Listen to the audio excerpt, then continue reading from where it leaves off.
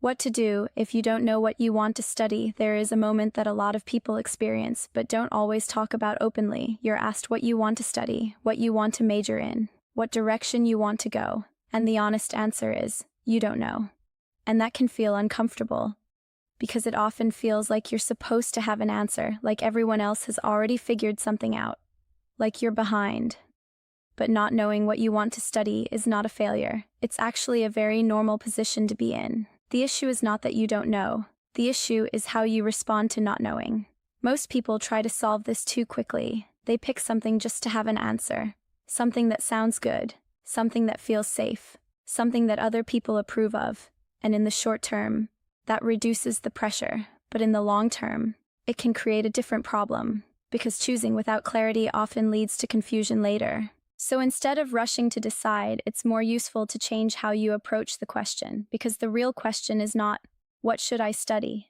The better question is, what do I understand and where do I naturally engage? Start there. Not with titles, not with majors, but with patterns. What topics hold your attention longer than others? What types of problems do you find yourself thinking about? What kinds of conversations feel easier for you to follow? This doesn't need to be perfect.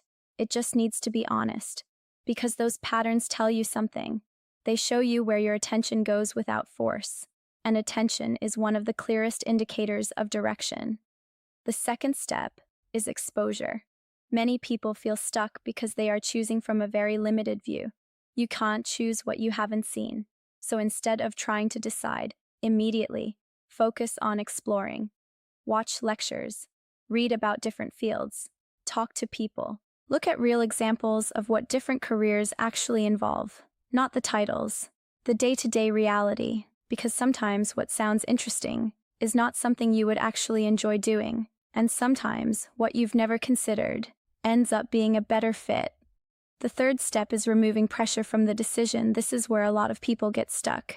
They treat the choice of what to study as permanent, as if one decision defines everything that comes after. But in reality, most people adjust over time. They shift, they refine, they change direction. So instead of thinking, I need to get this exactly right, think, I need a direction I can start with. Because movement creates clarity. You don't figure everything out before you begin. You figure it out by engaging with something and learning from it. And the final step is paying attention to how you respond.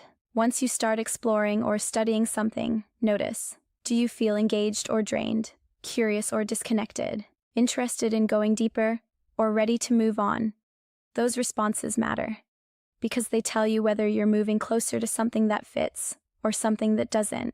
Over time, those signals become clearer, and what once felt uncertain starts to take shape. So if you don't know what you want to study, that's not something to rush past. It's something to approach differently, with observation, with exploration, and with less pressure to have a perfect answer. Because clarity doesn't come from forcing a decision, it comes from understanding yourself through experience.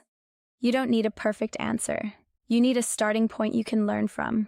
Uncertainty isn't a problem, it's the beginning of clarity. You don't find direction by guessing, you find it by engaging.